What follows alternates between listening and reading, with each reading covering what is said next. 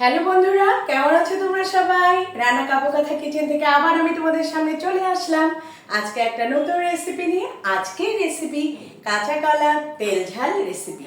তবে চলো আমরা দেখি এই কাঁচা কলা তেল ঝাল রেসিপি তৈরি করতে কি কি দরকার হচ্ছে। আর দেখো, প্রথমেই লাগছে কাঁচা কলা সিদ্ধ করে রাখা, এক বাটি কাঁচা কলা মেখে রেখেছি। আর এখানে পেঁয়াজ কুচি বেরেস্তা করে রেখেছি।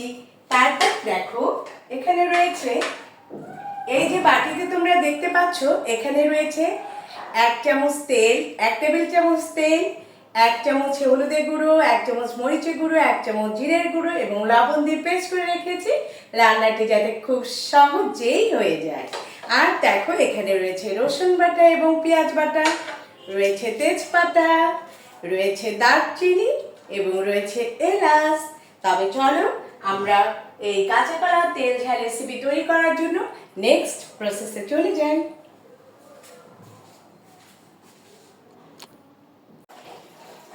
কাঁচা কলা তেল ঝাল রেসিপিটি তৈরি করবার জন্য যে এখানে আমি বেটে রেখেছি কাঁচা কলা, প্রথমে সে কাঁচা কলাগুলিকে একটি প্লেটে দিয়ে দিলাম এবং এখানে আমি কিছু পেঁয়াজের বেরেস্তা দিয়ে দিলাম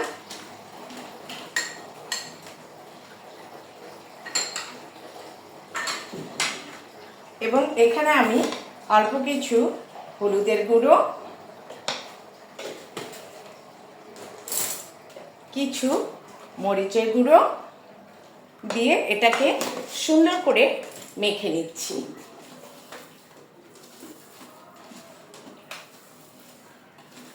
এবং এই কাঁচা কলার তেল ঝাল রেসিপিটি রান্নার জন্য এটাকে তোমরা যে কোনো শেপ করে নিতে পারো। তোমরা কাবাবের মতো শেপ করতে পারো, আবার ফিশ ফ্রাই যেরকম করে ওরকম ভাবে একটা শেপ করে নিতে পারো। দেখো, আমি ঠিক এভাবে একটু গোল আকারে শেপ করে নিচ্ছি।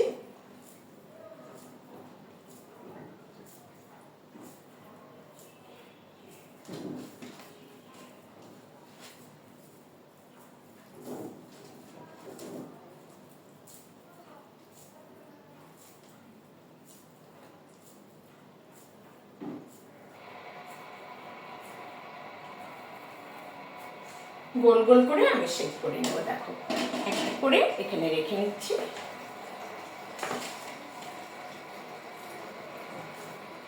তোমাদের যদি হাতে না লেগে যায়, এর জন্য তোমরা হাতে একটু তেল মেখেও নিতে পারো। এই রান্নাটা খুব ঝটফট হয়ে যায়, কারণ আগে থেকে আমরা মশলা রেডি করে রেখেছি। আর কাঁচা কলা একটা খুবই আয়রনযুক্ত একটা সবজি। এটাকে যদি তোমরা কাঁচা কলা ভর্তা, আমরা তো অন্যান্যভাবে ঝোল অনেকভাবে খেয়ে থাকি, তবে যদি একটু অন্যরকমভাবে আমরা তৈরি করি তবে এটা অত্যন্ত স্বাদযুক্ত হবে এবং খেতেও ভালো লাগবে। সবসময় একই রকম রান্না করা জিনিস তো খেতে ভালো লাগে না। তবে দেখো, তৈরি হয়ে গেল কাঁচা কলার যে আমি কাবাবের আকারে করে নিয়েছি, তৈরি করে নিয়েছি, তোমরা দেখতে পাচ্ছ। এখন এটাকে আমরা ভেজে নেব হালকা করে। তবে চলো, এখানে আমি একটা গ্যাসের চুলাটা আগে জ্বালিয়ে দিই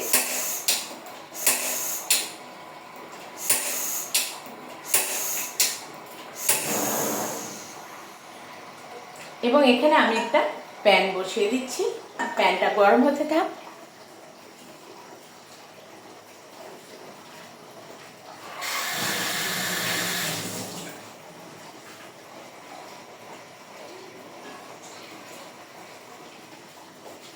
প্যানটা গরম হয়ে গেলে এখানে আমি কিছু তেল দিয়ে দিলাম। তেলটাকে একটু গরম হতে দেব।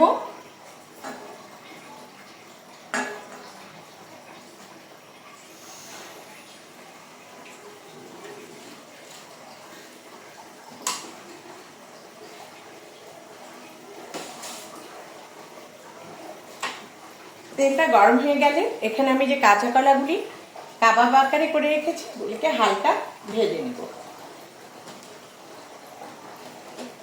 আমাদের হাতে সময় খুব কম থাকে, কিন্তু এই অল্প সময় যাতে রান্নাটা স্বাদযুক্ত হয় সেদিকেও আমাদের খেয়াল রাখতে হবে। আগেও বলেছি, রান্না হচ্ছে একটা আর্ট এবং খেতে তো অবশ্যই সুস্বাদু হতে হবে। কারণ এত কষ্ট করে বাজার থেকে নিয়ে আসা জিনিসগুলি যদি আমরা খুব সহজেই খুব সুন্দর উপায়ে খাবার উপযুক্ত করে তুলি, তাহলে অত্যন্ত ভালো লাগবে।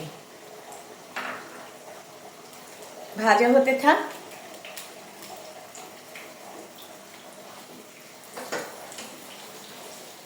হালকা একটা ভাজা দিয়ে নিব।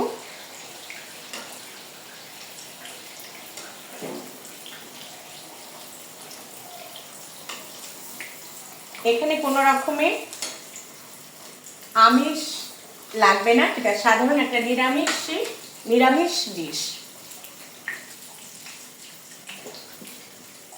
হালকা ভাজা হওয়ার পরে আমি এটাকে নামিয়ে নিব।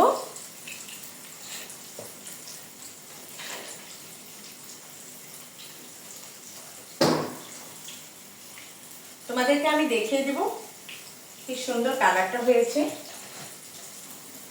তোমাদের জন্য আমার সকল প্রচেষ্টা। আমি তো আমার রান্না রেঁধে বলবো সুন্দর হয়েছে, কিন্তু তোমরা একবার রেঁধে আমাকে রিভিউ দিলে আমি অত্যন্ত খুশি হব।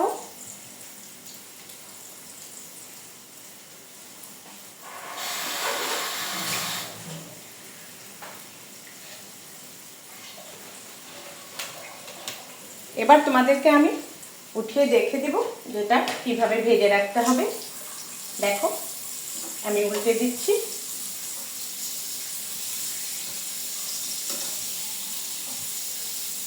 আর একটু ভাজা ভাজা হবে, এর জন্য আমরা অপেক্ষা করি।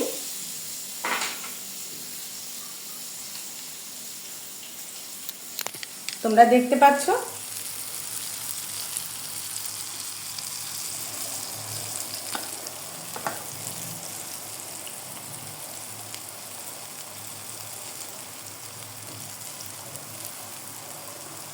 খুব সহজে রান্নাটা হয়ে যাবে।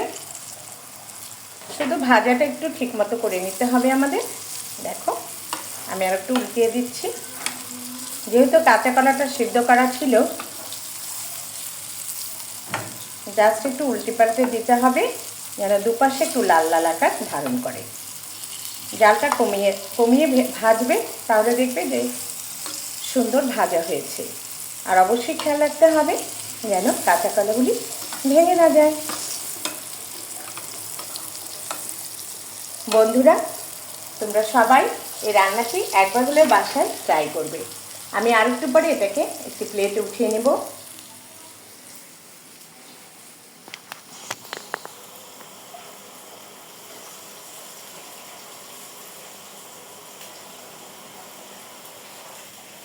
এক এক করে এগুলিকে আমি এখন একটি প্লেটে উঠিয়ে নেব। খুব সহজে এই রান্নাটা হয়ে যায় এবং আমিষ জাতীয় রান্না, কিন্তু টেস্টটা দেখবে একটু অন্যরকম হয়েছে।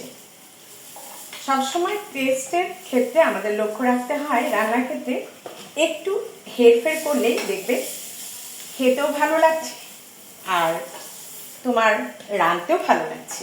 কারণ একই রকম রান্না প্রতিদিন একই বিষয় আমাদের ভালো লাগবে না, তো আমরা প্রতিনিয়ত চেষ্টা করি নতুন। দেখো, ভেজে রেখেছি।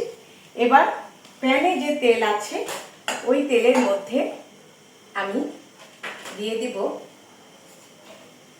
তেজপাতা, দারচিনি এবং এলাচ। জালটা একটু কমিয়ে দিই। দেখো,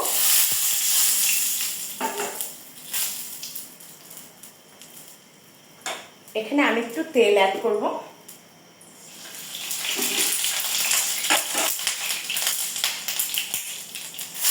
এই যে মশলাটি আমি তোমাদেরকে দেখিয়ে দিয়েছিলাম, এখন এই মশলাটি ঢেলে দেব।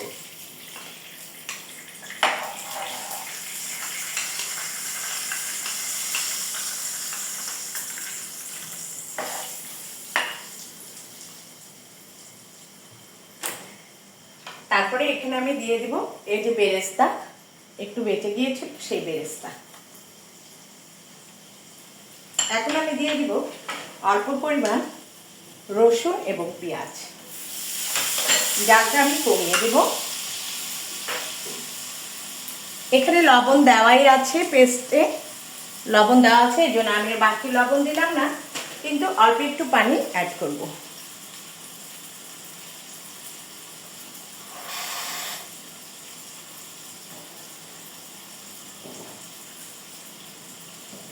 সুন্দর একটা ঘ্রাণ বেরিয়েছে। তোমরা দেখো, অল্প একটু পানি এখানে আমি অ্যাড করলাম। তোমাদেরকে সামনে থেকে একটু দেখিয়ে দিতে চাই। দেখো কালারটা কত সুন্দর হয়েছে। এবং এই পানি অ্যাড করার পরে একটু চামচ দিয়ে নেড়ে চেড়ে, লবণ তো দেওয়াই আছে, তেজপাতাটা আমরা পরে উঠিয়ে নিব। এখন দেখো এক এক করে এই যে বড়াগুলি ভেজে রেখেছিলাম এটা আমি ছেড়ে দিচ্ছি।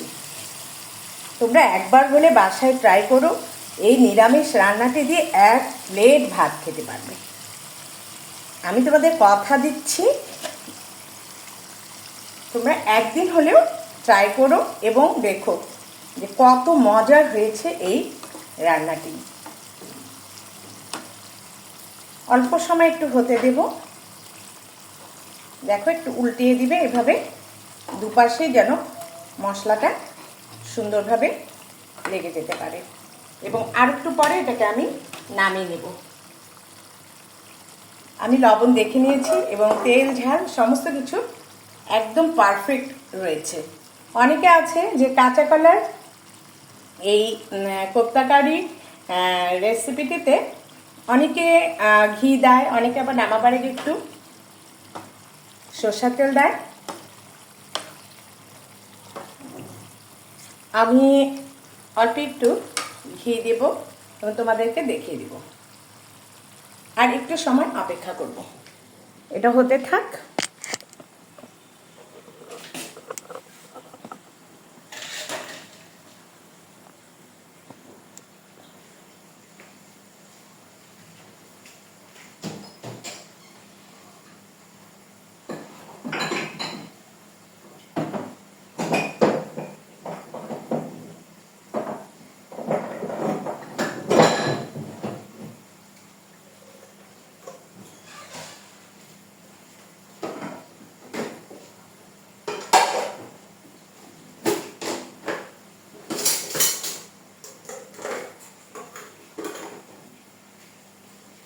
দেখো কাঁচা কলার কোপ্তা কারি প্রায় হয়ে এসেছে এবং আমি এখন একটু এখানে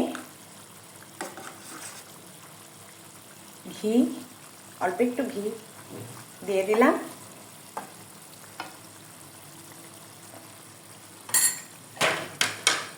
এবং এটা একটা ডিশে তোমাদেরকে সার্ভ করে আমি দেখাবো।